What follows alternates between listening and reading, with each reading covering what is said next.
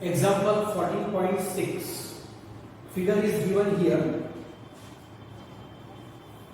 Two identical springs of spring constant K are attached to a block of mass M and to fix supports as shown in figure. Show that when the mass is displaced from the equilibrium position on the either side, it executes a simple harmonic motion. Find the period of oscillations. Okay, तो student मैं आपको सबसे पहले question समझाता हूं. देखो, there are two identical springs. Both these springs are having the same spring constant, that is K. इस spring का स्प्रिंग कांस्टेंट भी K है और इस स्प्रिंग का स्प्रिंग कांस्टेंट भी K है. ठीक है. And there is a mass which is attached to both these springs. Now here, this point O is the equilibrium position of the mass. In the equilibrium position of the mass, both these springs are in the normal condition. मतलब दोनों जो spring है वो compress भी नहीं है और stretch भी नहीं है. ठीक है. Now from this equilibrium position, if the mass is displaced on the either side, equilibrium position में से अगर इस मास को हम आइदर साइड मतलब कोई भी एक साइड पर, या तो लेफ्ट साइड पर या तो राइट साइड पर, अगर इस मास को हम आइदर साइड पर इक्विलिब्रियम पोजीशन से डिस्प्लेस करते हैं और फिर उसको रिलीज कर देते हैं. ठीक है. तो हमें ये प्रूव करना है कि ये जो मास है that will perform the simple harmonic motion. ये जो मास है वो ऐसे ऐसे सिंपल हार्मोनिक मोशन एग्जीक्यूट करेगा. समझ में आया आपको ये? ठीक है. So let us discuss the solution. ठीक है. तो स्टूडेंट यहां पर मैं अब सॉल्यूशन फिगर भी ड्रॉ करूंगा. ठीक है. So you just see almost same type of figure आपको पहले ड्रॉ करनी है और उसमें आपको क्या करना है कि जो मास है उस मास को x जितना डिस्प्लेस करना है. ठीक है. तो ये जो है this is the equilibrium position. अगर आप ऐसी लाइन ड्रॉ नहीं करोगे तो भी चलेगा. ये मैंने मेरे रेफरेंस के लिए लाइन को ड्रॉ किया है. ठीक है. तो यहां पर ये ब्लॉक की equilibrium position which I have shown by the dotted figure. ठीक है. ओके. एंड सपोज इस ब्लॉक को मैं x जितना डिस्प्लेस करता हूं. ठीक है. तो ये कितना हुआ? This much is x. ठीक है. ये x है. Right. Okay. So the spring on the left side will be elongated. क्या हो जाएगा? जो लेफ्ट साइड की जो स्प्रिंग है वो एलोंगेट हो जाएगी. एलोंगेट हो जाएगी मतलब कि वो स्ट्रेच हो जाएगी. And the spring on the right side will B compressed. ये थोड़ी सी कंप्रेस्ड हो जाएगी. ठीक है.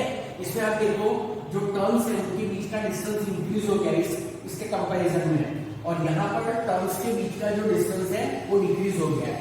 Is it clear to you? Okay. So थोड़ा सा डिस्क्रिप्शन हमको यहाँ पर लिखना पड़ेगा. तो let mass m is displaced by amount x on right side. ठीक है. Spring on left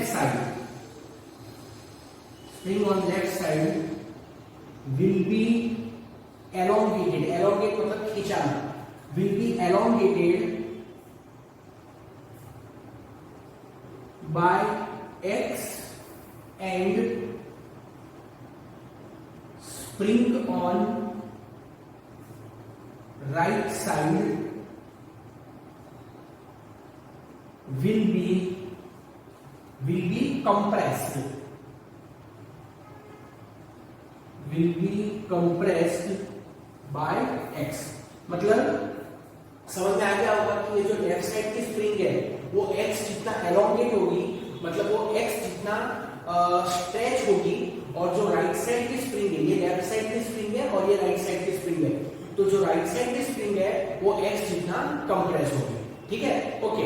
now student एक बात याद रखो, whenever any spring from its normal position is either stretched or compressed, then the restoring force is produced in both the spring. तो यहाँ पर ये जो स्प्रिंग है, लेफ्ट स्प्रिंग, इसके अंदर रिस्टोरिंग फोर्स प्रोड्यूस होगा। तो रिस्टोरिंग फोर्स कौन सी डायरेक्शन में प्रोड्यूस होगा? लेफ्ट डायरेक्शन में प्रोड्यूस होगा। Restoring force is always opposite, restoring force is always opposite to the change in length।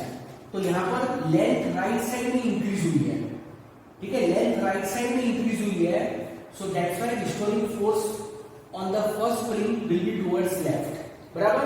Similarly restoring force in the second spring will also be towards left. क्यों ऐसा? Because ये जो second spring है that is compress, और वो कौन से direction में कंप्रेस हुई है? राइट डायरेक्शन में कंप्रेस हुई। देखो, left spring is stretched in the right direction and right spring is stretched in the right direction, बराबर। तो that's why the restoring force in both the spring will act towards the left side. Is it clear to you? ठीक है, तो यहां पर मैंने F लिखा है, आई थिंक बुक के अंदर F1 and F2 is return, ठीक है, yes, F1 and F2 is there, सब है। और यहां पर एक एरो है which indicates the direction of displacement. Is it clear? Okay, now look here, what is F1? F1 is the restoring force produced on the spring on left. F1 क्या है? F1 is the restoring force produced on a spring on left। F1 is the restoring force produced in a spring on left। अब एक बात समझो student, ये जो spring है ना, ये स्प्रिंग के साथ ब्लॉक कनेक्टेड है, तो जो भी रिस्टोरिंग फोर्स स्प्रिंग में प्रोड्यूस होगा, सेम रिस्टोरिंग फोर्स उस मास में भी प्रोड्यूस होगा। बात समझ में आई? देखो, अगर आप स्प्रिंग को पुल करोगे तो स्प्रिंग में रिस्टोरिंग फोर्स प्रोड्यूस होगा, बट स्प्रिंग के साथ मास अटैच है, तो हम ऐसा भी बोल सकते हैं कि restoring force is produced in the block, ठीक है। So here we have to write that, look, F1 is equal to minus kx।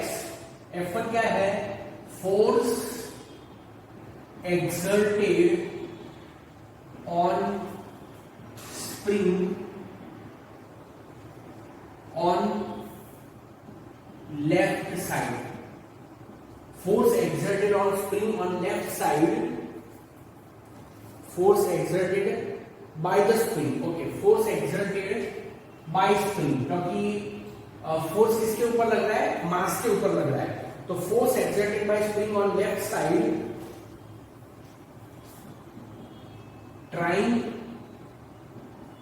to pull the mass, trying to pull the mass, force exerted by spring on the left side trying to pull the mass towards mean position. देखो मैं आपको समझाता हूं. जो मास है वो initially यहां पर था, इस लोकेशन पर, ठीक है. हमने मास को राइट साइड पर डिस्प्लेस किया, तो force exerted by the spring, मतलब ये जो स्प्रिंग है, ये स्प्रिंग इस मास के ऊपर फोर्स अप्लाई करेगी. तो force exerted by the spring on the left side, मतलब जो लेफ्ट साइड की स्प्रिंग है उसकी मैं बात कर रहा हूं, ठीक है. So force exerted by the spring on left side trying to pull the mass towards the mean position, मतलब ये जो लेफ्ट साइड की जो स्प्रिंग है वो इस मास को मीन पोजीशन के टुवर्ड्स क्या कर रही है? मीन पोजीशन की तरफ पुल कर रही है. ट्राइंग टू पुल, इस वर्ड को आप अंडरलाइन कर दो, ठीक है. उसके बाद F2 is equal to minus kx. What is this?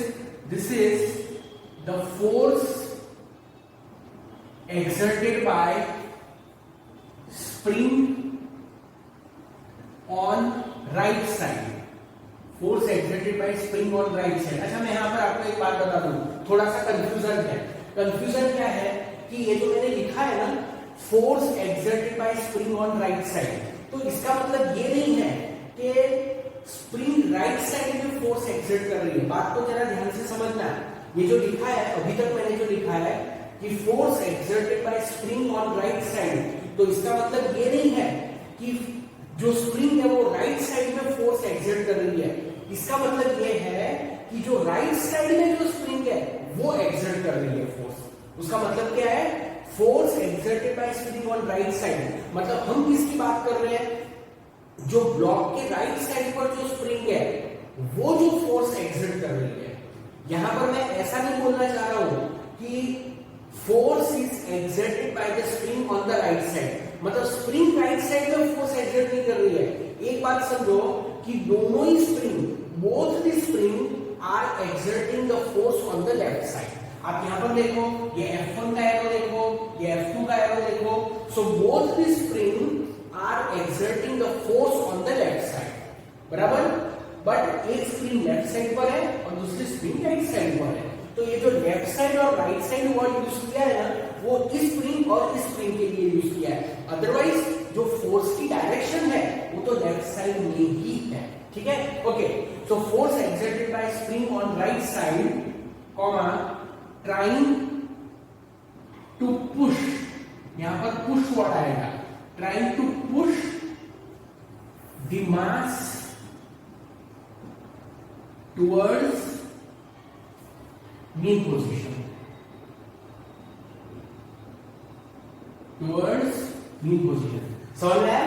मतलब देखो, अगर इस मास को हम राइट साइड में पुश करेंगे, मतलब अगर हम मास को राइट साइड में डिस्प्लेस करते हैं, तो ये जो स्प्रिंग है, राइट साइड की जो स्प्रिंग है, वो इस मास को क्या करेगी, वो मास को पुश करेगी। पुश करेगी मतलब इस तरफ फोर्स अप्लाई करेगी। लेफ्ट साइड की स्प्रिंग मास को पुल करेगी। पुल मतलब खींचना और पुश मतलब धक्का देना। Very simple, okay. तो ये जो लेफ्ट साइड की जो स्प्रिंग है वो मास को मीन पोजीशन के तरफ पुल करेगी और राइट साइड की जो स्प्रिंग है वो मास को मीन पोजीशन के तरफ पुश करेगी। But both the spring exert force on the mass in the same direction. Is it clear to you? Okay. So यहां पर मैं लिखूंगा resultant force on mass. तो resultant force on mass F is equal to F1 plus F2. Student मैं यहां पर मैंने direct addition किया है। क्यों डायरेक्ट एडिशन किया है? क्योंकि दोनों फोर्स एक ही डायरेक्शन में है। F1 is towards left, F2 is towards left. इसके लिए डायरेक्ट एडिशन करो। अगर दोनों ऑपोजिट डायरेक्शन में है तो फिर सब्ट्रैक्शन करना पड़ता है। Okay, so this is minus kx and this is equal to -2kx। Textbook के अंदर उन लोगों ने डायरेक्टली ये लिखा हुआ है F is equal to -2kx, तो थोड़ा सा कंफ्यूजन आ सकता है कि भाई कैसे लिख दिया डायरेक्ट। तो ये दोनों स्टेप्स के बाद ये स्टेप आया है, ठीक है। ओके, सो ये हमने लिखा। अब देखो ये जो फॉर्मूला है F is equal to -2kx, बराबर। तो यहां पर स्टूडेंट जो फोर्स है, क्योंकि ये 2k तो कांस्टेंट है, 2k तो कांस्टेंट है, बराबर। तो इसका मतलब क्या हुआ, F is proportional to -x। एक बात याद रखो फॉरएवर, हमेशा के लिए, F is proportional to -x is the condition for simple harmonic motion। मतलब कोई भी बॉडी अगर उसको मीन पोजीशन से डिस्प्लेस करेंगे तो वो बॉडी SHM परफॉर्म करेगी, उसकी ये कंडीशन है कि F is proportional to -x। Is it clear? Okay, तो यहां पर आपको लिखना पड़ेगा कि hence force is proportional to displacement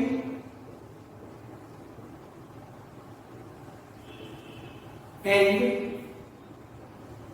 it acts opposite to displacement। थोड़ा डिफरेंट वे में लिख सकते हैं कि here force is proportional to displacement and it is acting in the opposite direction, ऐसा भी लिख सकते हैं, ठीक है। तो क्या आएगा, hence block performs simple harmonic motion. समझ में आया? तो what is the time period of that simple harmonic motion? तो यहां पर मैं लिख रहा हूं, मेरे पास जगह नहीं है, टाइम पीरियड ऑफ SHM. तो time period of SHM T is equal to 2 pi under root M divide by usually K, और यहां पर K के प्लेस पर 2K आएगा, सो 2K. तो this is the time period. तो ये जो ब्लॉक है वो ऐसे ऐसे एग्जीक्यूट करेगा SHM, बराबर, और उसके जो SHM का जो टाइम पीरियड है वो ये होगा. Correct?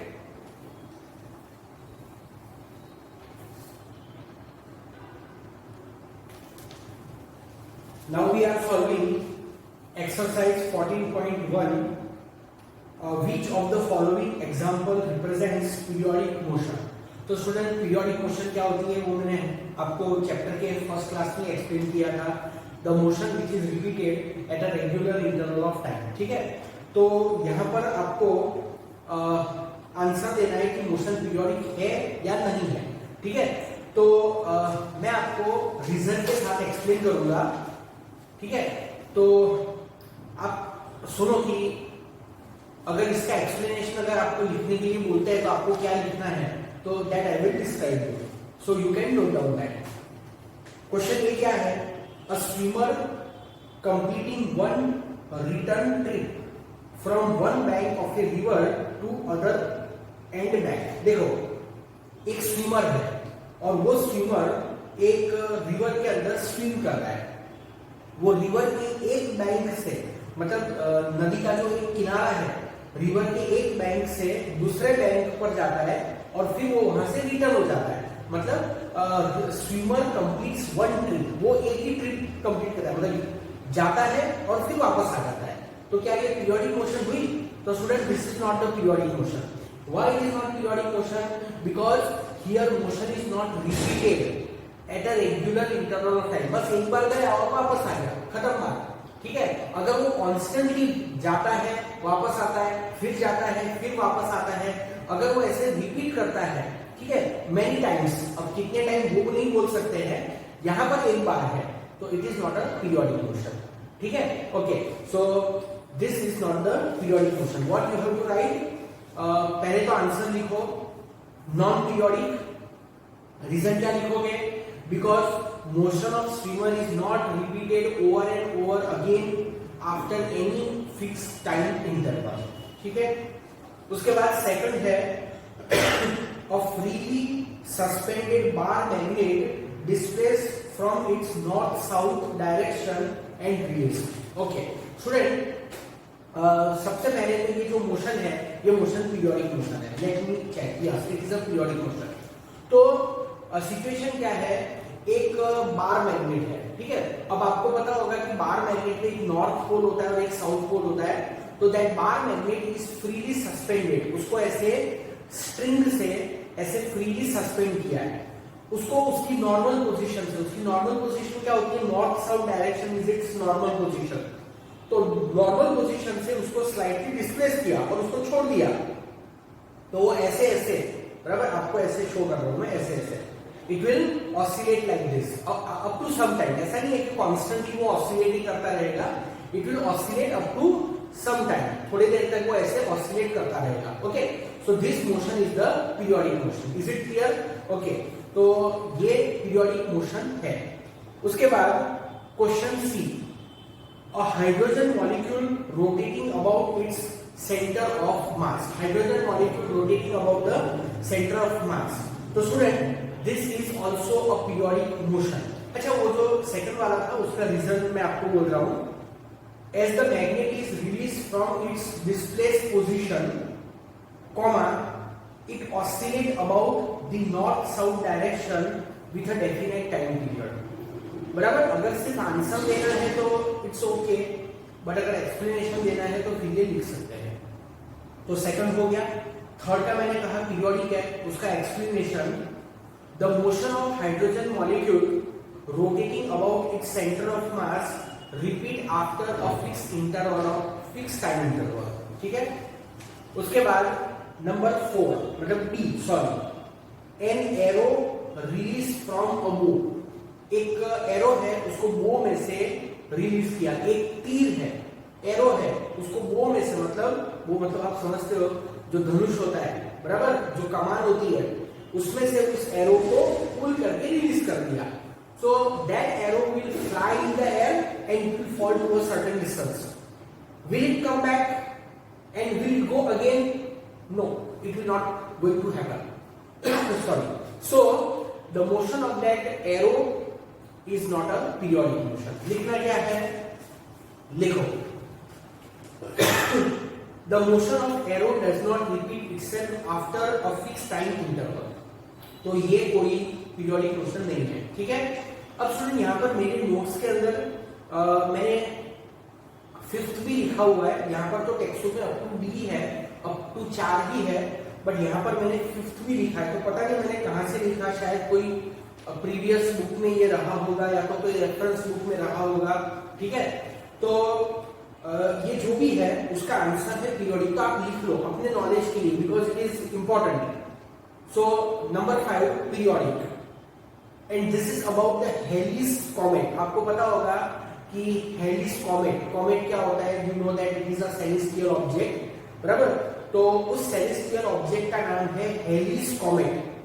हेलिस comet appears after every 76 years, मतलब वो हमको हर 76 ईयर के बाद दिखाई देता है। मतलब आप ऐसा समझो, it's time period about the earth is 76 years. 76 years के बाद हमको, हर 76 ईयर्स के बाद हमको दिखाई देगा, ठीक है। तो इट्स मोशन इज पीरियोडिक। लिखोगे क्या, हेलिस comet appeared after every 76 years, its motion is periodic, ठीक है, ओके। तो ये 14.1 हो गया। अब 14.2 वो भी कुछ इसी टाइप का है, थोड़ा सा डिफरेंट है। 14.2 क्या है, which of the following example represent nearly simple harmonic motion and which represents periodic but not simple harmonic. एक तो है एसएचएम, मतलब कौन सी मोशन एसएचएम है, और सेकंड है पीरियोडिक बट नॉट एसएचएम, ठीक है। आपको पता होगा कि हर एसएचएम पीरियोडिक होती है बट हर पीरियोडिक एसएचएम नहीं होती है, ठीक है, ओके। क्योंकि एसएचएम में पाथ मस्ट बी स्ट्रेट, बराबर। कुछ एग्जाम्पल, कुछ एग्जेम्पशंस हैं, जैसे कि सिंपल पेंडुलम, उसमें पाथ परफेक्ट स्ट्रेट नहीं होता है, it is slightly curve, but then also it is considered as simple harmonic, ठीक है। तो क्वेश्चन ये क्या है, the rotation of earth about its axis. Earth अपनी एक्सिस पर, अर्थ अपनी एक्सिस पर घूमती है ना, कौन सा ए है, अर्थ अपनी एक्सिस पर घूमती है। देखो जैसे ये अर्थ है और ये अर्थ की एक्सिस है, तो अर्थ अपनी एक्सिस पर घूमती है, तो it is a periodic but it is not simple harmonic, बराबर। क्या लिखा हुआ है यहाँ पर, लिखो number 1 periodic but not simple harmonic. Colon, colon का symbol, the motion of earth about its axis repeat after every 24 hours but it is not to and fro. ये नॉट टू एंड फ्रो मतलब आगे पीछे वाली मोशन नहीं है, to and फ्रो नहीं है, समझ में आया, ओके। टू एंड फ्रो नहीं है, इसलिए ये सिंपल हार्मोनिक नहीं है, पीरियोडिक है। क्वेश्चन की, motion of an oscillatory mercury column in a U tube. U tube मतलब ये नहीं कि जिसके थ्रू आप इस वीडियो को देख रहे हो, यू ट्यूब मतलब यू शेप ट्यूब। तो देखो ये सिचुएशन जो है ना, मैं आपको थोड़ी सी ड्रॉ करके समझाता हूँ स्टूडेंट, क्योंकि इससे रिलेटेड एक न्यूमेरिकल था, पर वो न्यूमेरिकल शायद अब हमारे बुक के अंदर नहीं है। तो आपको यहाँ पर एक ट्यूब दिख रही होगी और इस ट्यूब का जो शेप है वो अल्फाबेट यू के जैसा है, that's why it is known as U tube, बराबर। तो इस यू ट्यूब के अंदर देयर इज अ मर्क्यूरी। क्या है इसके अंदर, मर्क्यूरी है, यहां तक मर्क्यूरी है। In both the arms the level of mercury will be equal. Equal, दोनों के अंदर मर्क्यूरी का जो लेवल है वो कैसा होगा, इक्वल होगा। ठीक है, you can see that here and here the level of mercury is same. Now suppose the mercury in left arm, ये लेफ्ट आर्म है right arm, if the mercury in the left arm is slightly displace, कैसे displace करेंगे, you can blow, आप फूंक मार सकते हो, यहां पर आप फूंक मारो, फूंक मारो, फूंक मारना मतलब स्टूडेंट, फूंक मारना मतलब फोर्स अप्लाई करना, तो यहां पर आप फूंक मारो तो ऑब्वियसली ये जो मर्क्यूरी की कॉलम है it will go down, it will go down, mercury is incompressible, तो this mercury will go down and this mercury will go up, mercury in the left arm will go down, mercury in the right arm will go up, okay, but after that it execute SHM like this, it execute SHM like this, मतलब ऐसा नहीं है कि इधर का mercury नीचे गया, इधर का ऊपर गया और फिर बाद में वो अपनी ओरिजिनल पोजीशन पर सेट हो जाएंगे, होंगे set, but after a some time, but during that वो ऐसे ऐसे ऑसिलेट करते हैं, ऐसे ऐसे up and down, so it is a simple harmonic motion. आई बात समझ में, ठीक है, तो ये है सिंपल हार्मोनिक। यहां पर लिखना क्या है नंबर 2 के अंदर, the restoring force is proportional to displacement of mercury column from the equilibrium level, मतलब यहां पर है ना ये वाली कंडीशन फॉलो होने वाली है। अब इसका एक न्यूमेरिकल है, पर वो न्यूमेरिकल शायद बुक में नहीं है या होगा, मुझे याद नहीं है, जब कराऊंगा तब देख लूंगा, बट उसके अंदर ये आता है, ऐसा प्रूफ होता है उसमें। आई थिंक जब मैंने पास्ट में कभी करवाया था तो मैंने वाई यूज किया था, क्योंकि displacement is in the vertical direction, so therefore F is proportional to -1, ठीक है, तो ये SHM है, ठीक है। उसके बाद है motion of a ball bearing inside a smooth curved ball when released from a point slightly above the lowermost point, okay, तो स्टूडेंट यहाँ पर एक बॉल है, क्या है, बॉल है, कौन सा बॉल, BOWL, किचन में जो दिखाई देता है वो बॉल है, बॉल नहीं है, ठीक है, बॉल है, ओके, तो ये एक बॉल है, किस टाइप का बॉल है, इस टाइप का एक बॉल है, ठीक है, स्मूथ बॉल है, राइट, ऐसे ऐसे ऐसे इसका ये ऐसा होता है, और यहाँ पर एक बॉल बेरिंग है, क्या है, बॉल बेरिंग। बॉल बेरिंग कहाँ होती है, ball bearing is in your vehicles, cycle के अंदर छोटे छोटे होते हैं, बराबर, और अगर आपने माइक्रोमीटर का प्रैक्टिकल किया होगा तो उसमें आपको एक छोटा सा स्फीयर भी दिया होगा, तो that is also ball bearing. तो ये बॉल बेरिंग है, ये उसकी इक्विलिब्रियम पोजीशन है, ठीक है, और ये मैंने आपको समझाया भी है चैप्टर के फर्स्ट क्लास के अंदर। अब इस बॉल बेरिंग को हम यहां तक डिस्प्लेस करें, स्लाइटली मतलब थोड़ा सा, ठीक है, इतना भी नहीं एक्चुअली में, ठीक है, थोड़ा सा उसको डिस्प्लेस किया और फिर रिलीज कर दिया, तो क्या होगा, ये जो बॉल बेरिंग है ना वो ऐसे ऐसे मोशन एग्जीक्यूट करेगी, ऐसे ऐसे एग्जीक्यूट करेगी, तो उसकी मोशन पीरियोडिक तो है ही, बट स्टूडेंट सिंपल हार्मोनिक भी है। अब आप बोलोगे कि सर सिंपल हार्मोनिक में तो पाथ स्ट्रेट होना चाहिए, तो स्टूडेंट बिल्कुल सही बात है, सिंपल हार्मोनिक के अंदर पाथ स्ट्रेट होना ही चाहिए, बट यहां पर क्वेश्चन के अंदर उन लोगों ने क्या बोला हुआ है, when release from a point slightly above the lower most point, मतलब ये जो लोअर मोस्ट पॉइंट है ना वहां से उसको स्लाइट डिस्प्लेस किया, बहुत ज्यादा डिस्प्लेस नहीं किया, स्लाइट डिस्प्लेस किया, इतना स्लाइट डिस्प्लेस किया कि उसका जो पाथ है दैट अपीयर्स लीनियर, समझ में आया, ओके।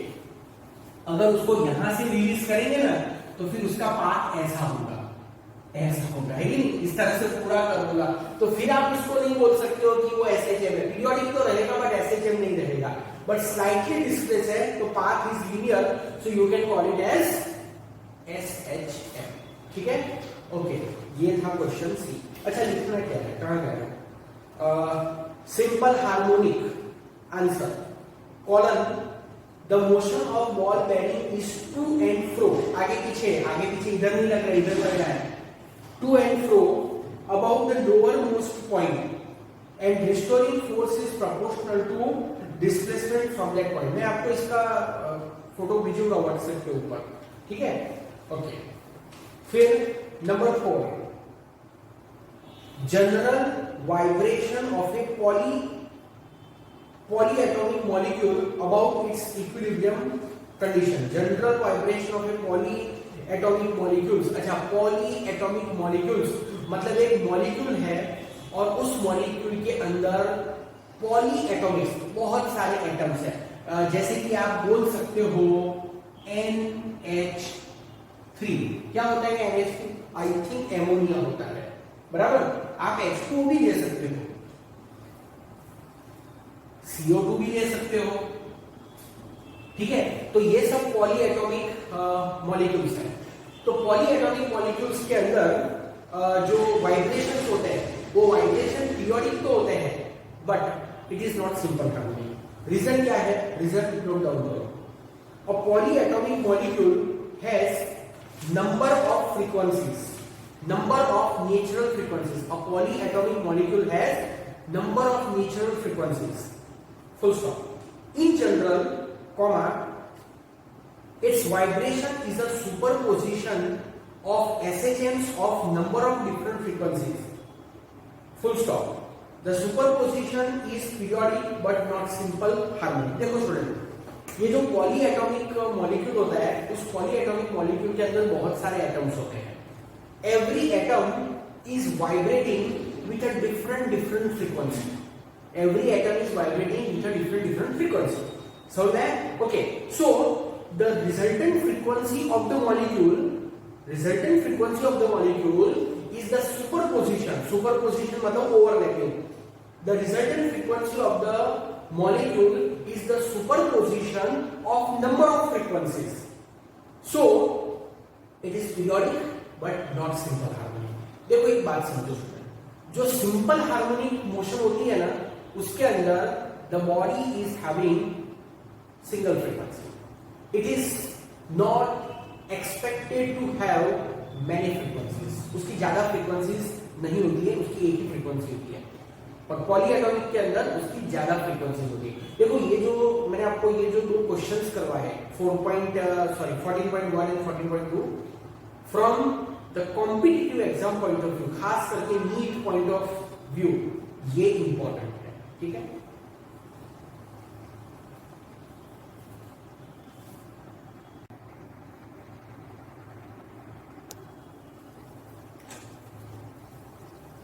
एग्जाम्पल 14.3 क्वेश्चन है, figure 14.23 depicts for x versus t plot for linear motion of a particle। Which of the plots represents periodic motion? What is period of motion in case of periodic motion? ठीक है। अच्छा student, देखो हमको यहाँ पर 4 figure दिए ABCD, और ये चारों फिगर में बेसिकली क्या है? पोजीशन वर्सेस टाइम का ग्राफ है, ठीक है। सब में मैंने लिखा नहीं है, बट आप यहाँ पर नहीं लिखा है, ठीक है। तो basically it is a position versus time graph of A particle performing the linear motion, मतलब मोशन लीनियर है यहाँ पर, ठीक है। ओके, तो क्वेश्चन ये है कि ये मोशन पीरियोडिक है या पीरियोडिक नहीं है, और अगर पीरियोडिक है तो फिर उसका पीरियड क्या है, that is the question.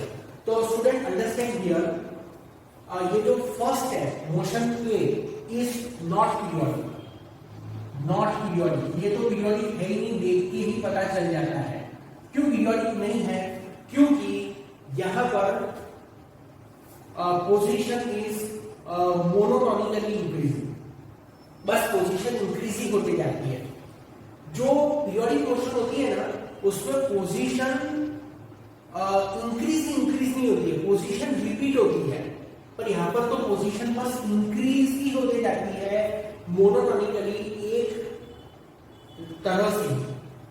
Monotonically मतलब एक ही तरह से बस बढ़ते ही जाना। तो this is not a periodic motion. समझ गया? तो ये पीरियोडिक नहीं है। ओके, ये पीरियोडिक है, दिस इज पीरियोडिक, ये पीरियोडिक है, और ये भी पीरियोडिक है। and here the time period is 2 second, here also the time period is 2 second. देखो यहाँ पर इस फिगर में टेक्स्ट बुक के अंदर थोड़ा सा स्केलिंग का प्रॉब्लम है, ये जो स्केलिंग है ना 0 1 2 3 उसका प्रॉब्लम है, तो इसके लिए मैंने स्केलिंग को थोड़ा सा एडजस्ट किया है ताकि मैं आपको अच्छे से समझा सकूं। तो देखो 0 सेकंड पर ये पोजीशन, फिर पोजीशन मैक्सिमम से 0 हो गई, बराबर, फिर 0 से मैक्सिमम हुई ऑन आइदर साइड, फिर मैक्सिमम से 0 हो गई और फिर 0 से मैक्सिमम हो गई, मतलब मोशन रिपीट हो गई। जहां पर बॉडी 0 सेकंड पर थी वहीं पर बॉडी वापस आ गई, 0 सेकंड पर बॉडी एक्स पोजीशन पर थी, 2 सेकंड पर बॉडी फिर से वही पोजीशन पर आ गई, तो मोशन पीरियडिक हुई and the same thing is repeated over a period of time.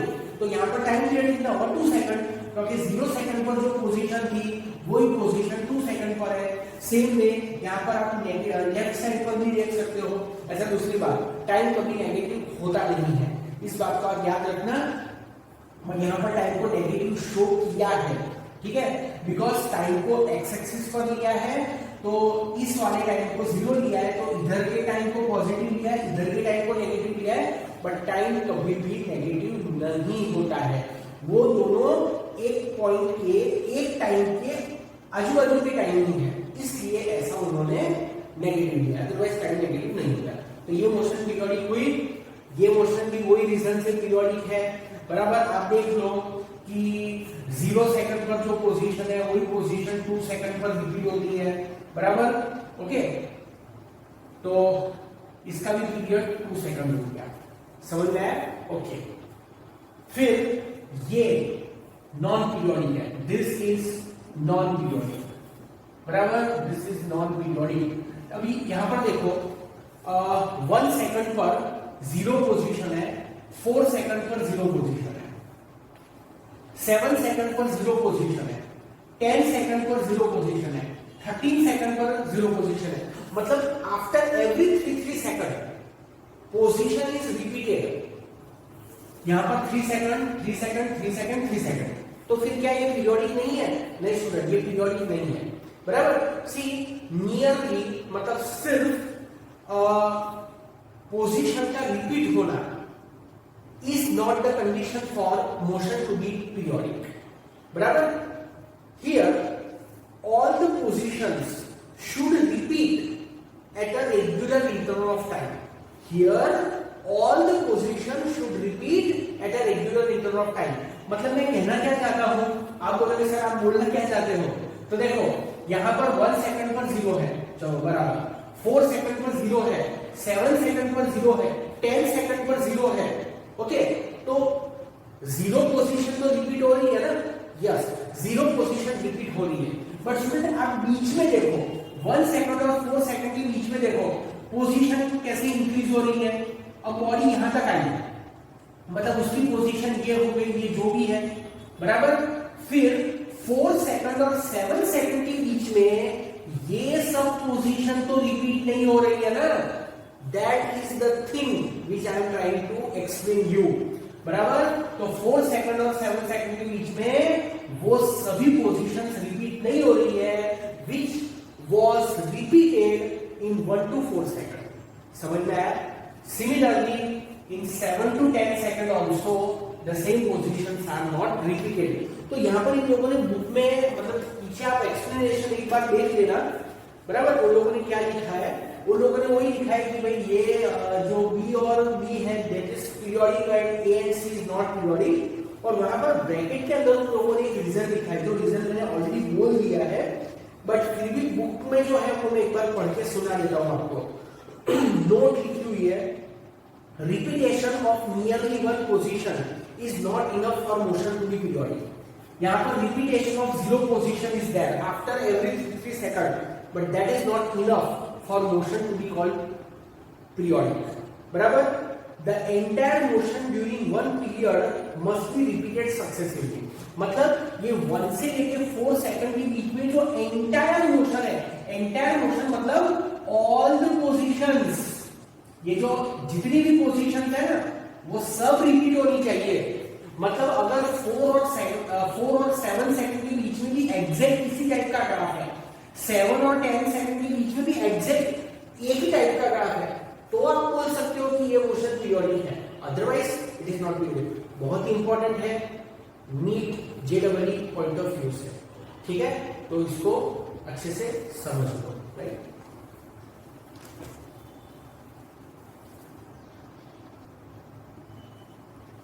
Student we take 40.4.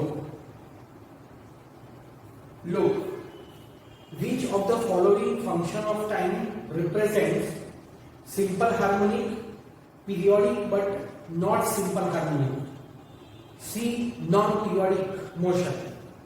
मतलब अलग अलग इक्वेशंस दिए हैं और हमें ये बोला है कि कौन सी मोशन सिंपल हार्मोनिक है, कौन सी मोशन पीरियोडिक है बट नॉट सिंपल हार्मोनिक है, और कौन सी नॉन पीरियोडिक है, ठीक है। And give period for each case of periodic motion, omega is any positive constant. अब इसमें जो पहला वाला है ना, मतलब ए वाला, वो तो ऑलरेडी डिस्कस हो चुका है। मैं सिर्फ आपको यहां पर बता देता हूं, sign omega t minus cos omega T, ये हमने ऑलरेडी डिस्कस किया है, ऑलरेडी डिटेल में इसको समझा है, तो फिर से मैं नहीं समझाऊंगा इसको। मैं यहां पर सिर्फ लिख देता हूं same as, exactly same as example, कौन सा 14.3 का 1, बराबर। आप उसका वीडियो देख लेना। उसके बाद जो बी है वो बी अलग है, नहीं करवाया है, ठीक है। So it is sine cube omega t, okay, sine cube omega t, right, okay. तो स्टूडेंट हमको एक फंक्शन दिया है y t is equal to sine cube omega t, और पूछा है कि क्या ये पीरियोडिक है या नहीं है। अगर पीरियोडिक है तो उसका पीरियड क्या है, ठीक है, तो दैट इज द क्वेश्चन। तो स्टूडेंट एक फॉर्मूला है sine 3 theta is equal to, क्या फॉर्मूला है, sine 3 theta is equal to 3 sine theta minus 4 sine cube theta. It's something like this, sine 3 theta, let me just confirm कि यही है या कुछ अलग है। Sine 3 theta is equal to 3 sine theta, yes बिल्कुल यही है student, okay. Sign 3 theta is equal to 3 sine theta minus 4 sine cube theta, ठीक है। ऐसा ट्रिग्नोमेट्री के अंदर एक है, okay.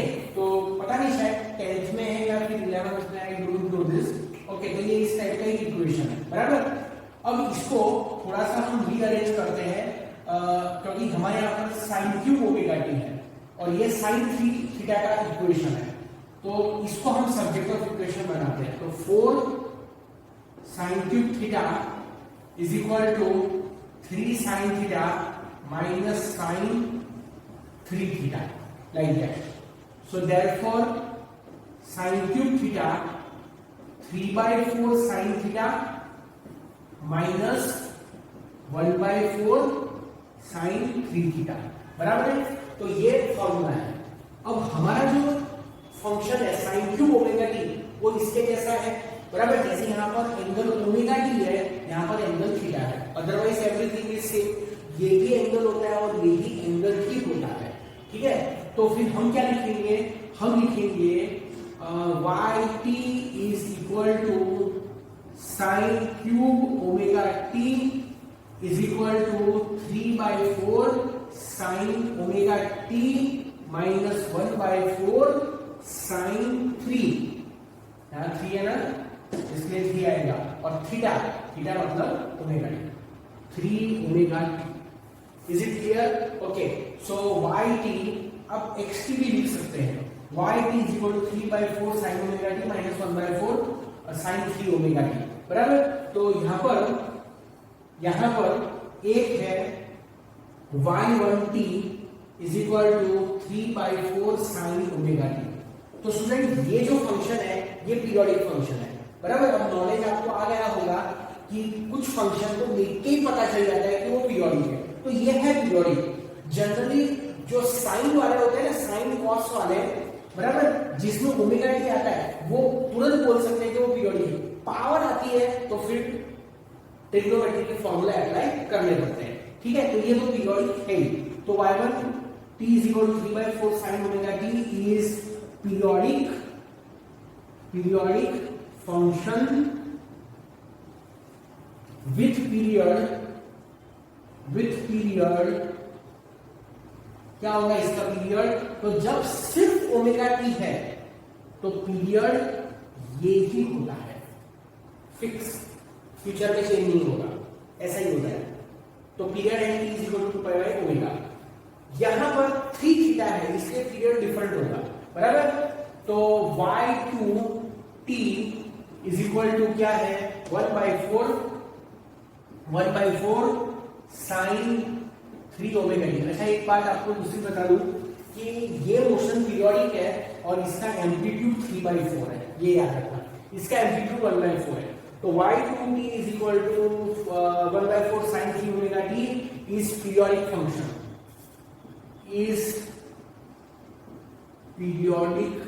Function, with period directly लिख सकता हूं but not going to write. कैसे किया था पहले? ऐसे किया था ना, ऐसा ही करने का, बराबर। जो भी t को छोड़ के जो भी है उसको ओमेगा डैश ले लो। t को छोड़ के क्या है? 3 ओमेगा, उसको ओमेगा डैश ले लो। तो ओमेगा डैश मतलब 2 pi by t dash is equal to 3 omega. तो t dash is equal to 2 pi by 3 omega, बराबर। But 2 pi by omega is capital T, तो इसलिए ये होगा t/3। समझ में आया? तो स्टूडेंट, ये पीरियोडिक है, इसका पीरियड है t/3। अब यहां पर the least time after which the motion is repeated, is capital T, बराबर। तो लीस्ट मतलब not LIST, least time after which motion repeat is capital T 2 pi by omega. समझ में आया आपको ये? ठीक है। तो ये सेकंड वाला हमने स्टूडेंट सॉल्व कर लिया, बराबर। सेकंड सॉल्व किया हमने, ओके। फिर इसके बाद नेक्स्ट हम करेंगे, अच्छा, दूसरा कि ये पीरियोडिक तो है बट सिंपल हार्मोनिक नहीं है। पीरियोडिक तो है बट सिंपल हार्मोनिक नहीं है। क्यों सिंपल हार्मोनिक नहीं है? क्योंकि सिंपल हार्मोनिक के लिए एक स्पेसिफिक फॉर्म होना चाहिए। कैसा form? a sin omega t plus 5 minus 5, उस टाइप का होना चाहिए, ठीक है। तो given motion is periodic but not SHM, ठीक है।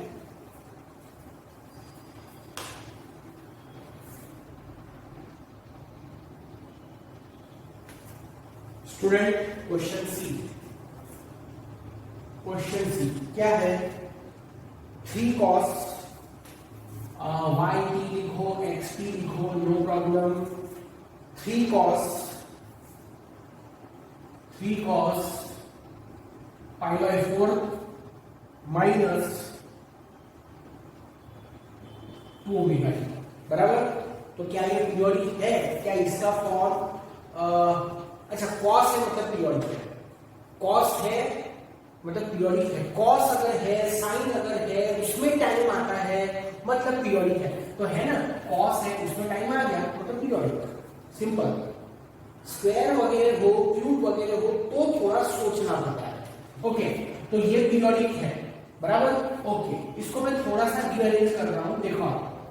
और एक नई बात बताने वाला हूं ट्रिग्नोमेट्री रिलेटेड, जो कि आप याद रखेंगे। 3 कॉस, अच्छा अब देखो क्या करने वाला हूं मैं, ये ब्रैकेट के अंदर मैं टर्म्स की पोजीशन इंटरचेंज करता हूं, -2 ओमेगा टी, 2 ओमेगा टी तो माइनस साइन के साथ ही है ना, प्लस π/4, पोजीशन बदल दी, साइन नहीं बदली, ठीक है। 3 कॉस, अब देखो क्या कर रहा हूं मैं माइनस को कॉमन निकालता हूं, -2 ओमेगा टी, यहां पर माइनस आ जाएगा, बेसिक मैथमेटिक्स है स्टूडेंट, आपको समझ में आया ही होगा, ठीक है। ओके, अब स्टूडेंट एक फॉर्मूला है, cos of minus theta is equal to cos theta, ऐसा, and sine of minus theta is equal to minus sine theta, ऐसा है, और काम में आता है, आपको 12th में काम में आएगा, ठीक है, याद रखना। आगे 11th में काम में आएगा कि नहीं वो मुझे अभी याद नहीं है, कि तभी मुझे याद नहीं कि कौन सी न्यूमेरिकल में आएगा, ठीक है, 12th में आएगा काम में, ये लिखा हमने। तो फिर yt क्या होगा, yt होगा क्या होगा, 3 cos, क्या लिखे, 2 ओमेगा टी माइनस π/4, बराबर। तो यहां लिखो above equation is of the type, किस टाइप का है, xt लिखो, yt लिखो, कोई फर्क नहीं पड़ता है, xt is equal to a cos omega t minus five, इस टाइप का है, प्लस फाइव हो तब भी चलता है, ठीक है। तो above equation is of this type, hence motion is simple harmonic motion, simple harmonic है। पीरियड क्या होगा, तो टी को मैंने बोला थोड़ी देर पहले बोला, टी को छोड़ के जो है उसको ओमेगा डैश ले लो, बराबर। तो omega dash is equal to 2 omega, तो 2 pi divide by T dash is equal to 2 omega, तो 2 गया, तो टी लो, टी डैश लो, doesn't make any difference, T लेता हूं मैं, T is equal to pi by omega, T is equal to pi by omega. Let me confirm this के यही टाइम पीरियड है या नहीं, या बिल्कुल एक ही है, ठीक है, ओके। तो सी आपको समझ में आया स्टूडेंट। उसके बाद क्वेश्चन डी क्या है, cos ऑफ ओमेगा टी, अब लिखता हूं xt, वैसे कोई फर्क नहीं पड़ता है, क्या लिखो, xt लिखो, yt लिखो, cos of omega T plus cos of 3 omega T plus, अच्छा 3 लिखना भूल गया, cos of 3 omega T plus cos of 5 omega t, बराबर। तो यहां पर मैंने मेरे बुक के अंदर लिख के रखा है सिमिलर टू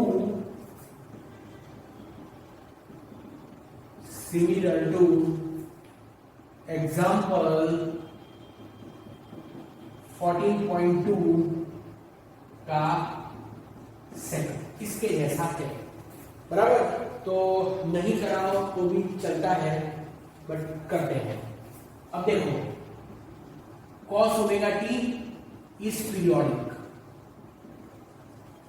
आपको बोला ना पीरियोडिक कब होता है, पहली नजर में कब पता चल जाता है कि पीरियोडिक है, साइन है, कॉस है, उसके साथ ओमेगा टी है, पावर नहीं है, बराबर, तो पीरियोडिक है।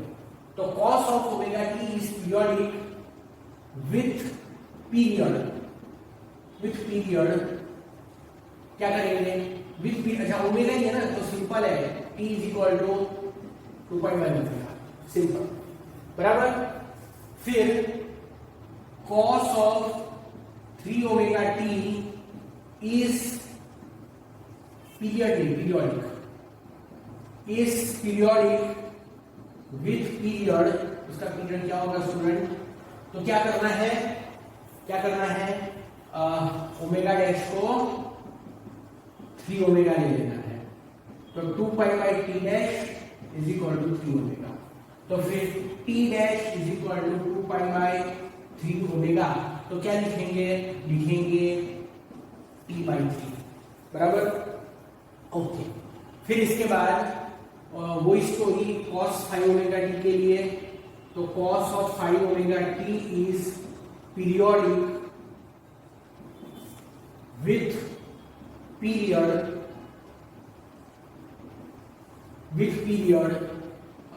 लिख के पता चल जाता है 5 आएगा, बट फिर भी करते हैं। 2 pi by T dash is equal to 5 omega, तो T dash is equal to 2 pi by 5 omega, so this is T by 5। तो what is the period, what is the period means what is the least period after which the motion is repeated. तो जो सबसे बड़ा वाला time है वो लेने का, बराबर। तो मोशन मतलब कौन सी मोशन, ये पूरी मोशन, उसकी बात करता हूं। Motion okay, motion is periodic, motion is periodic with period t equal to 2 pi by omega. मतलब सुनो आपको ध्यान से, फर्स्ट जो है cos ओमेगा t, उसकी मोशन रिपीट होती है t टाइम के बाद। जो cos t ओमेगा t है उसकी मोशन रिपीट होती है t बाई 3 टाइम के बाद। जो थर्ड है उसकी मोशन रिपीट होती है t बाई 4 टाइम के बाद। पर तीनों का जो कॉम्बिनेशन है वो कॉम्बिनेशन भी एक पीरियोडिक मोशन है, और वो पीरियोडिक मोशन रिपीट होती है 2 पाई बाई ओमेगा टाइम के बाद। इसको कहते हैं linear combination of 3 periodic motion. Student ये सब चीज आप सोच रहे होंगे कि कहां पर यूज होती है। स्टूडेंट ये डेफिनेटली यूज होती है बहुत ही हायर लेवल के ऊपर, हायर लेवल के ऊपर जहां पर सुपरपोजिशन ऑफ वेव्स होता है कम्युनिकेशन के अंदर, वहां पर फिर और भी मेडिकल अप्लायंसेस के अंदर, वहां पर भी ये सब सुपरपोजिशन ऑफ वेव्स वगैरह होता है, तो वहां पर ये यूज होता है। ठीक है, ओके।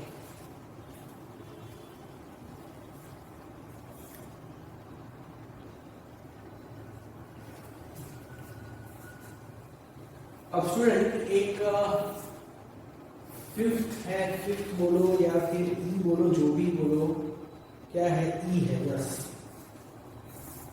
ई है। और वो क्या है, x T. Actually this is very simple, मतलब आपको खुद ही पता चल जाएगा कि ये पीरियोडिक है भी या नहीं है। ठीक है, बोलो ये पीरियोडिक है। मैंने आगे आपको इस टाइप का समझाया है, जिसमें लॉग एक्सपोनेंशियल आएगा ना वो पीरियोडिक होगा ही, ये कंफर्म है। ठीक है, तो क्या लिखना है, लिखो। अच्छा, इसको ऐसे भी लिखा जाता है, अगर मतलब एक बात सुन लो, अगर ext लिखो ना तो बाजू में लिखने का, और e लिखो तो पावर में लिखने का। तो सुनो, मतलब लिखो, it is an exponential function, it decreases monotonically to 0 at t tends to infinity. मतलब t टेंड्स टू, ये जो एरो है इसको टेंड्स बोलते हैं, मतलब t मतलब टाइम इंफिनिटी के तरफ जा रहा है, इसका मतलब ये है, full stop. It never repeat it's value, it is non periodic function, बराबर। चलो ये हुआ। इसके बाद जो नेक्स्ट है f, वो भी वैसा ही होगा, उसका आंसर भी वही है, 1 plus omega T plus omega square T square. सुनो, S T increases comma X T increases monotonically, again S T tends to infinity, S T tends to infinity comma X T tends to infinity, full stop. The function never repeat its value, full stop. So xt is a non-periodic, right?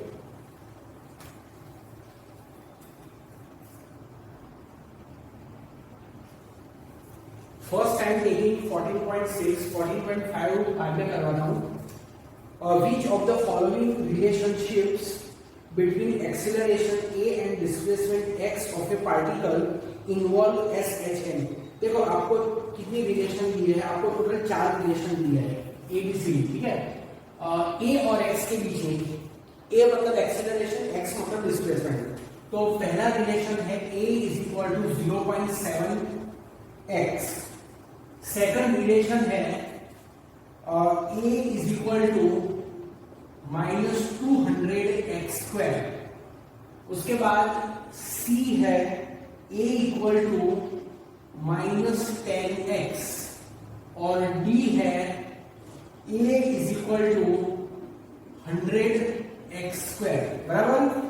और question पूछा है कि which of the relationship between acceleration and displacement involve SHM, मतलब simple ऐसा है कि ये चार में से SHM का इक्वेशन कौन सा है, बराबर। तो बहुत ही सिंपल है, देखो acceleration in SHM a is equal to -ω²x, a is equal to -ω²x। Student ये SHM में एक्सेलरेशन का इक्वेशन है और ये SHM की कंडीशन भी है, आप ऐसा समझ लो।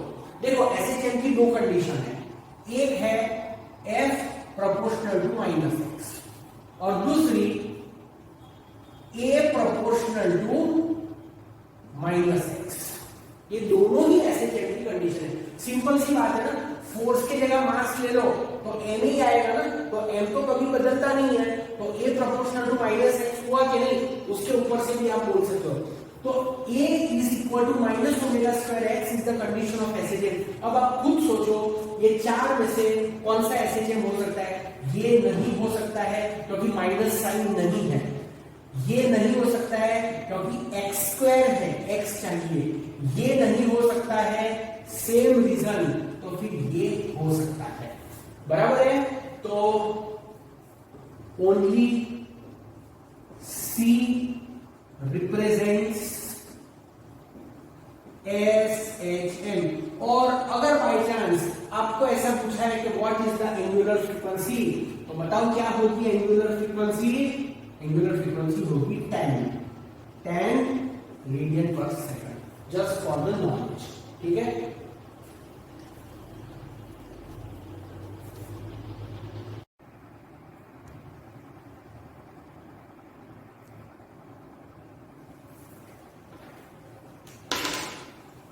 Exercise 14.5. A particle is in linear simple harmonic motion between 2 points A and B 10 cm apart. Take the direction from A to B as the positive direction and give the signs of velocity, acceleration and force on the particle when it is A, B, C, D, E, F। बराबर। देखो student मैं आपको question समझाता हूँ।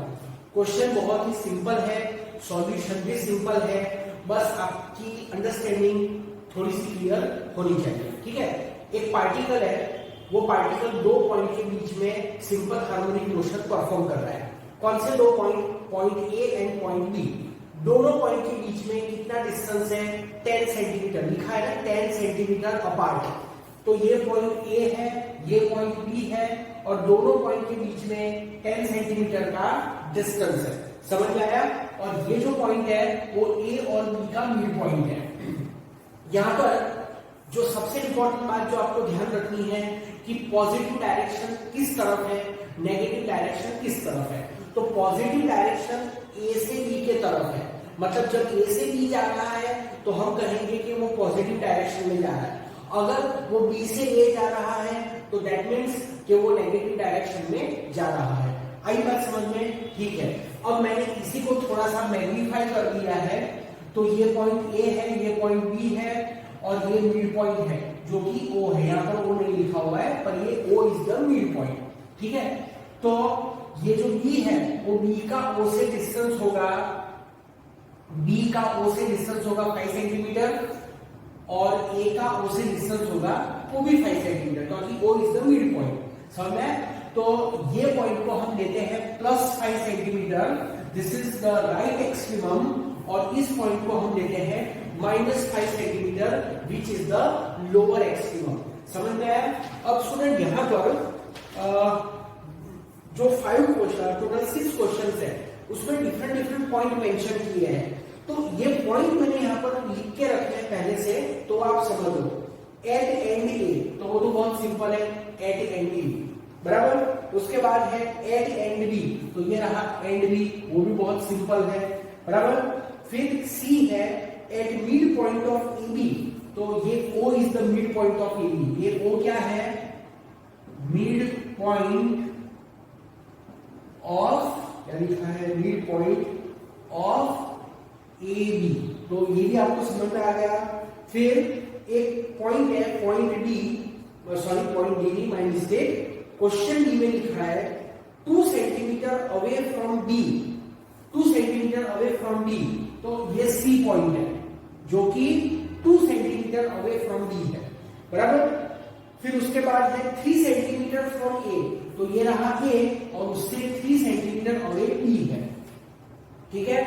फिर उसके बाद है at 4 centimetre away from B, तो बी से 4 सेंटीमीटर, अच्छा ये मैंने नहीं लिखा, जस्ट हाँ sorry, at 4 centimetre away from B going towards A, okay ये आई थिंक मैंने गलत पॉइंट शो कर दिया है यहाँ पर, मेरे इसमें भी रॉन्ग है, चलो मैं करेक्ट कर लेता हूं। At 4 centimetre away from B, 4 centimetre away from B, तो फिर स्टूडेंट ये 4 सेंटीमीटर अवे फ्रॉम बी, तो वो कहाँ आएगा, यहां पर आएगा, 4 centimetre away from B going towards A, तो इसको क्या पॉइंट दे हम, क्योंकि ये तो मैंने मेरे फिगर में तो आई थिंक मतलब मैंने मिस्टेक कर दी है, ठीक है। इसको मैं अभी के लिए एफ ले लेता हूं और इसको मैं शो करता हूं, अच्छा ये फिर नहीं आएगा ना, चलो ये रहा, ओके तो ये रहा 4 सेंटीमीटर, समझ में आया, ओके। अब यहां पर पूछा क्या है स्टूडेंट, ये जो डिफरेंट पॉइंट्स है at A, at B, at O going from going towards A, at C going towards, अच्छा ये गलत लिख दिया, पॉइंट डी, पॉइंट डी क्या उसका है, at C going towards E, okay. फिर at D going towards B, at E going towards A, तो ये डिफरेंट पॉइंट है A B O C D E, और ये सब पॉइंट पर हमको पार्टिकल की वेलोसिटी, पार्टिकल का एक्सीलरेशन और फोर्स फाइंड करना है, वेलोसिटी, एक्सीलरेशन एंड फोर्स, इतना हमको फाइंड करना है, समझ में आया, ओके। तो यहां पर देखो सबसे पहले एट ए, तो ए इज एक्सट्रीमम, तो एक्सट्रीमम पर वेलोसिटी हमेशा 0 होती है, तो ए पर वेलोसिटी 0 होगी, बी पर भी वेलोसिटी 0 ही होगी, समझ में आया। फिर एट ओ, ओ पर गोइंग टुवर्ड्स ए, तो स्टूडेंट एक बात याद रखो, इक्विलिब्रियम पोजीशन पर मतलब मीन पोजीशन पर वेलोसिटी मैक्सिमम होती है, तो at O velocity is maximum, और वो जा किस तरफ रहा है, नेगेटिव के तरफ जा रहा है, तो velocity is maximum and negative, तो let me just check, yes negative and maximum, negative and maximum, आई बात समझ में। देखो मैक्सिमम क्यों, मैक्सिमम क्यों, क्योंकि ऊपर है, इक्विलिब्रियम पर मिड पॉइंट पर वेलोसिटी हमेशा मैक्सिमम होती है, ऐसे केस में मिड पॉइंट पर वेलोसिटी मैक्सिमम, एक्सट्रीम पॉइंट पर वेलोसिटी 0, तो मिड पॉइंट पर वेलोसिटी मैक्सिमम पर नेगेटिव क्यों, क्योंकि student it is going towards A, it is going towards ए, वो इस तरफ जा रहा है, नेगेटिव के तरफ जा रहा है, that's why velocity is negative, आई बात समझ में।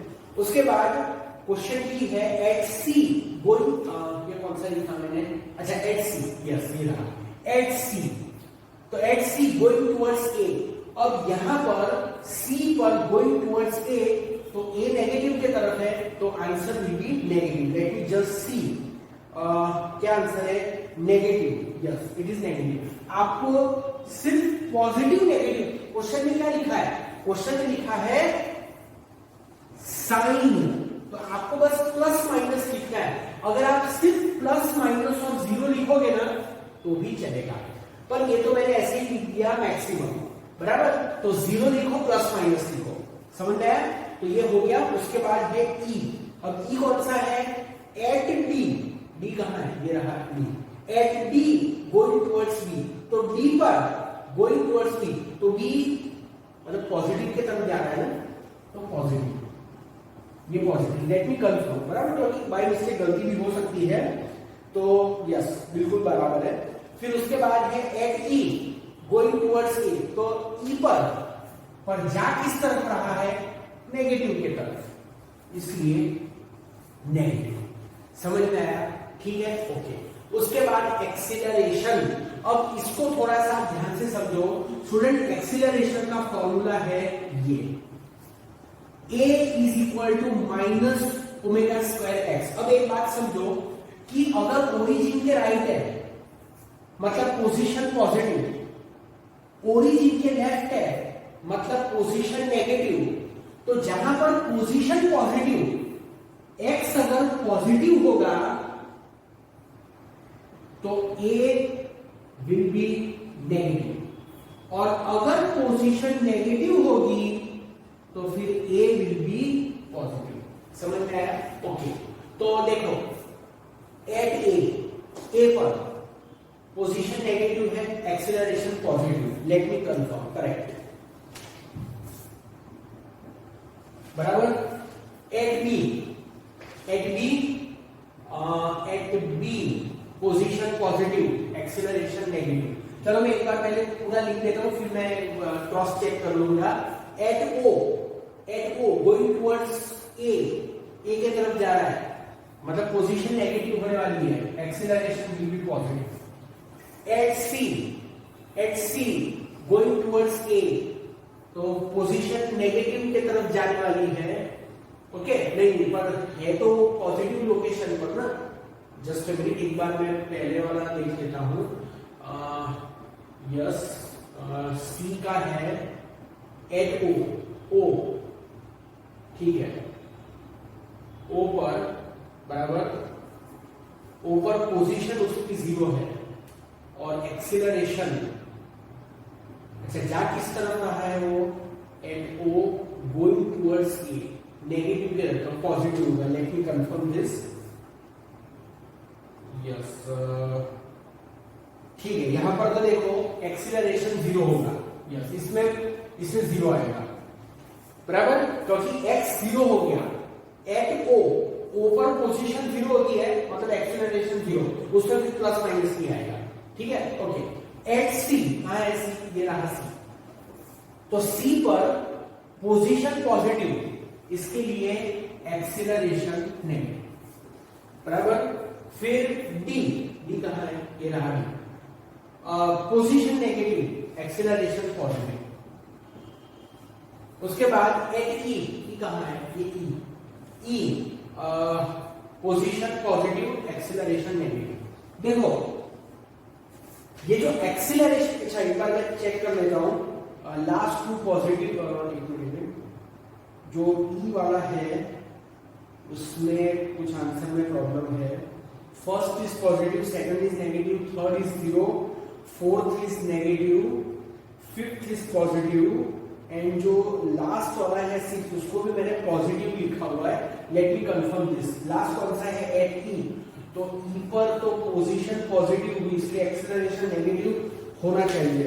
लेट मी कंफर्म दिस, कौन सा है ये, 14.5 का F, 14.5 का F, 14.5 का F, 14.5 का 14.5 का F नेगेटिव, अच्छा उसमें नेगेटिव ही दिया है, 0 पॉजिटिव, 0 नेगेटिव, फिर नेगेटिव 0, फिर नेगेटिव, फिर पॉजिटिव, और उसके बाद नेगेटिव। अच्छा इसका आंसर इन लोगों ने नेगेटिव दिया है, कौन सा, एक बार मुझे देखने दो, F वाला, at 4 centimeter away from F, at 4 centimeter away from B, 4 centimeter away from B, अच्छा इसमें कुछ कंफ्यूजन था ना, कि मैंने पहले यहाँ पर 4 शो किया, फिर बाद में, तो ये इस वजह से मतलब प्रॉब्लम हो रहा है। At 4 centimetre away from B, 4 centimetre, तो देखो स्टूडेंट जो 4 सेंटीमीटर अवे फ्रॉम ई, आपको याद होगा कि पहले मैंने ई यहाँ पर शो कर दिया था, फिर मैंने उसको चेंज करके फिर यहाँ पर किया, क्वेश्चन के अकॉर्डिंग मैंने वो चेंज किया था at 4 centimetre away from B. तो मेरे ख्याल से तो यहाँ पर जो पोजीशन है वो पोजीशन पॉजिटिव है, इसके लिए पोजीशन पॉजिटिव है, पोजीशन पॉजिटिव है, एक्सेलरेशन नेगेटिव होना चाहिए, एक्सेलरेशन नेगेटिव होना चाहिए, है ना, एक्सेलरेशन नेगेटिव ही है, कौन सा है ये, फिर से एक बार देखना पड़ेगा। 14.5 जो लास्ट है, तो किसमें, हाँ चलो इसमें नेगेटिव नेगेटिव ही है ना, एक बार फिर से देख लेता हूँ। 0 पॉजिटिव 0 नेगेटिव, फिर नेगेटिव 0, फिर नेगेटिव नेगेटिव, फिर पॉजिटिव पॉजिटिव, हाँ बराबर है, कुछ गलती नहीं है स्टूडेंट, ठीक है, चलो ये बराबर है, ठीक है। तो ये भी करेक्ट ही है, नेगेटिव बराबर एट ई, तो ये रहा ई, तो पोजीशन पॉजिटिव है, पोजीशन पॉजिटिव है, तो acceleration will be negative, correct. मैं थोड़ा शायद कंफ्यूज हो रहा होगा। अच्छा दूसरी बात, जो एक्सेलरेशन की साइन वही फोर्स की साइन, कुछ सोचने की जरूरत नहीं है, पॉजिटिव नेगेटिव, एक्सेलरेशन 0 तो फोर्स 0, ये नेगेटिव ये पॉजिटिव ये नेगेटिव, समझ में आया।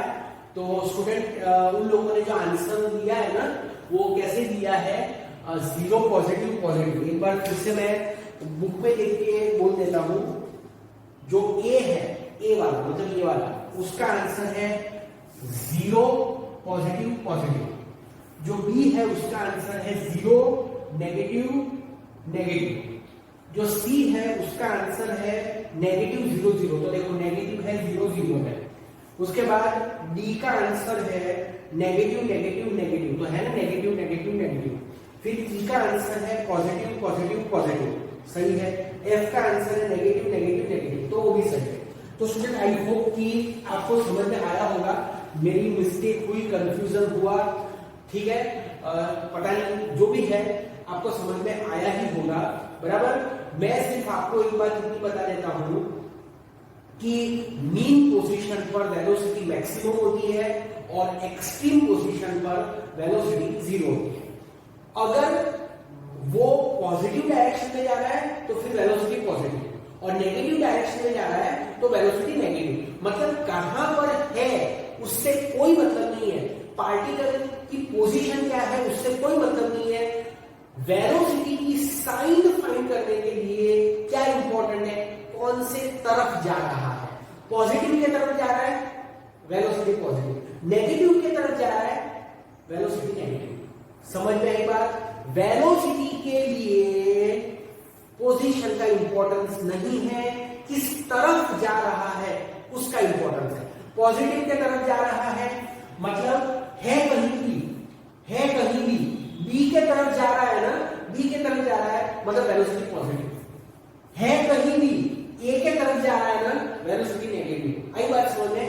पर एक्सीलरेशन में पोजीशन का इंपॉर्टेंस है, क्योंकि एक्सीलरेशन के फॉर्मूला में एक्स आता है। अब एक्सीलरेशन अगर पोजीशन पॉजिटिव तो एक्सीलरेशन नेगेटिव, लिखा है मैंने, position positive acceleration negative, position negative acceleration positive. आई बात समझ। और फोर्स सोचने का नहीं, force is mass times acceleration, तो जो साइन एक्सीलरेशन की होगी वही साइन फोर्स की होगी। समझ में आया स्टूडेंट। तो आई होप कि मैं आपको कन्विंस कर पाया हूं, बराबर, और आपको समझ में आया होगा, ठीक है। डाउट है तो पूछ लेना, डिस्कस कर लेना, अदरवाइज मुझे तो यही लग रहा है कि मैंने अच्छे से समझाया है, ठीक है।